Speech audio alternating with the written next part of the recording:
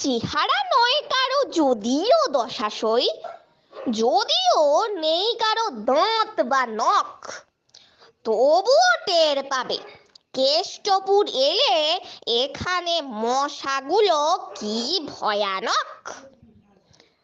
আছড়ে লেজ তারা হালুম ডাকে না তো, মোটকে দেয় না তো কারোর ঘাড়, অথচ দিন রাত জ্বালিয়ে মারে বাপু, সইতে হয় কি যে অত্যাচার।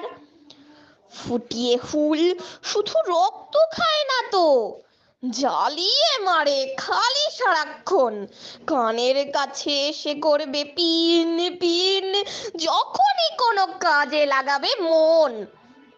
কয়েল ধূপ টুপ কিছুই কিছু নয়, এসবে ওরা আর পায় না ভয়।